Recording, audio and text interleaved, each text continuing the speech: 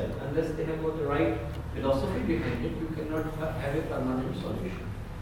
And he was a groundbreaking scholar. He wrote 3,200 books, and apart from 3,200 books, ranging in all dimensions of human personality, he is the only person in the history of India who had translated all ancient scriptures from Sanskrit to Hindi, all of them, and made them available absolutely free, no charge whatsoever. And when I am saying all available scriptures, they are in excess of 700.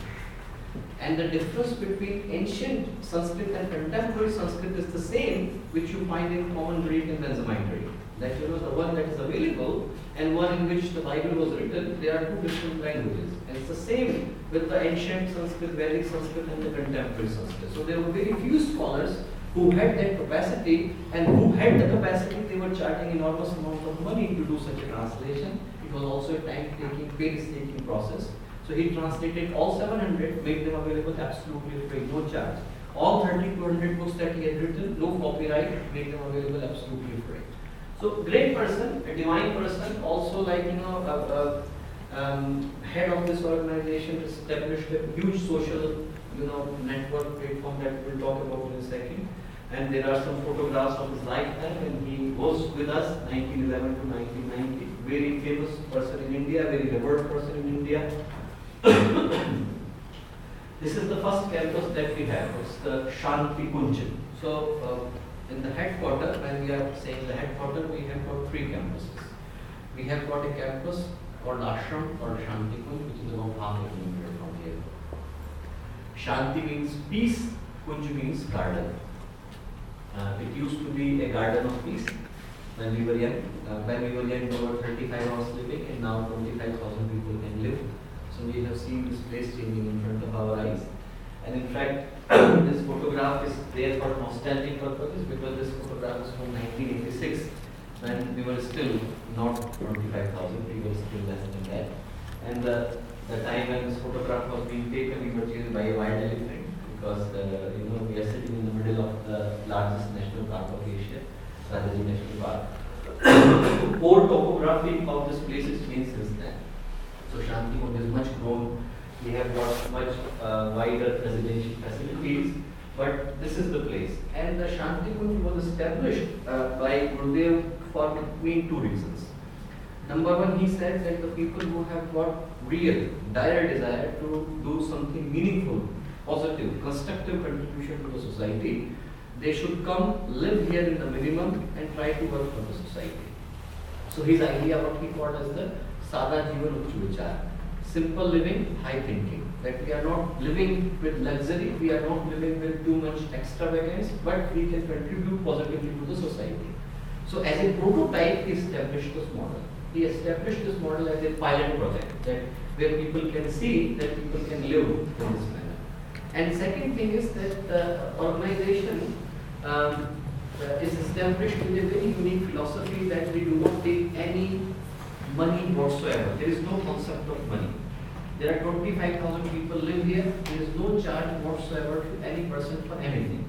People live here for one day. You can come and stay. You can try and test what I am trying to say. You can come and stay for 1 day, 1 month, 1 year, 10 years, 1 lifetime, 3 lifetimes. There is no charge. There is no charge whatsoever. No registration fee, no food, nothing, no electricity, no phone, nothing at all. It is absolutely free for the people. How does the organization then get their funding for all these expenses? Good question.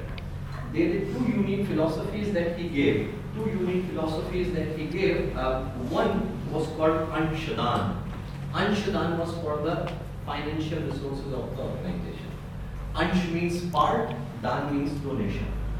His idea was that whosoever is socially conscientious should give 10 paisa a day. 10 paisa a day is 3 rupees a month. 3 rupees a month is negligible amount of money. It's 60 rupees a dollar.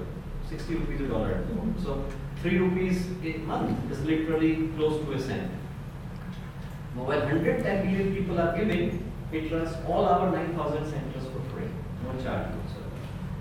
Additionally, what it creates a sense of belonging. If one person on my right hand side may be able to fly in a private jet, other person can only afford 500 rupees a month. but they both are equal members of the organization. There is no hierarchy that because you are able to give more, you are valued more in the organization. There is no such feeling. Everyone is equal member of the organization. So that is how our financial resources are managed.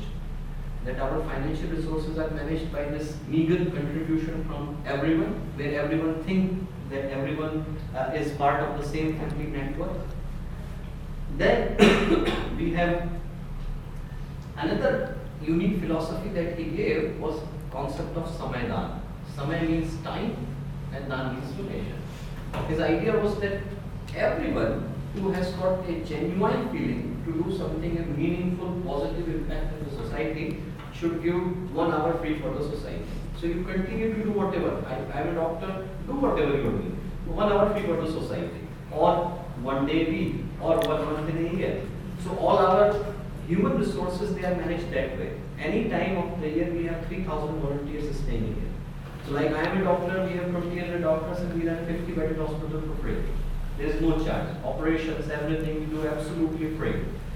So it's just actually the same concept. It's people's skills coming together, people's finances coming together, and that runs the whole sort of system absolutely for free. And it's beyond imagination that 25,000 people live in all 3 campuses, and all 3 campuses is being run without any difficulty whatsoever. That was his idea, to create a prototype so that people can come, learn from it, and establish the same network in other places. This is the temple of the Gayatri in the middle of the main ashram, Shanti Kunj. There is a very interesting story behind it. When 1926, he was 15 years old, he started to do 24 years of penance. That he did not eat for 24 years, and he was doing severe tapasya, living like a hermit and monk for 24 years. When he finished, one of the most rich person of India, Birla, equal to Bill Gates, I would say, very rich person in India. He came and he said that I am giving you 10 million rupees. 1943, I am talking about. 1943, he came to Gurudev and he said, I am giving you 10 million rupees. Make a temple of Gayatri like no one has seen. Make so beautiful temple like no one has seen. And he said, he was 39 years old that time, and he said, come with me to Shramghat. One of the bank on the Yamuna. He said, count the people who have got no food, who have got no clothes. Count those people. And Jugal Kishore Birla, a rich person in India, he counted 100 people. And they did not even reach to the bank. He said, how many people you counted? He said, 100. He said, how much money do you have? I have 1,000 rupees, he said. He said, give 10 rupees to each person. He said, what's the point of creating 100 million rupees temple when people are fighting for food outside? He said, I do not want to create a temple, I do not want to create a lavish building without any activities. So he said, I want to make people running temple. That God should be inside their heart rather than sitting in a building. So that's what, it's the same philosophy that he worked. And imagine this is the headquarters of 110 million people. That you go to any place in India and I guarantee you that you would find so many people believing into the philosophy that he had. And it's such a simple temple that he created. Everywhere simple temple. He said the place should be known because of its activities. How much meaningful contribution we can make for the society. How we can make the lives of other people meaningful, happier, rather than a very lavish temple with no activity whatsoever. So that's it.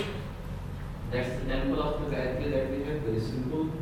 That's the room. He lived with absolute simplicity. That's where he created at least last 100 of his books, and lived in as simplicity as possible. These are different establishments of the main ashram that you would see. These 1, 2, and there are 9 gates of the main ashram that you would see. And this is the exhibition, top one. Then the right hand one is the meditation chamber of the main ashram. Then these are other residential establishments in the main ashram. These are there are 4 subdivisions of the ashrams. There is a phase 1 residential placement, phase 2 residential placement. These are just the photographs of different residential placements. These are photographs of different activities of the ashram. In the morning, different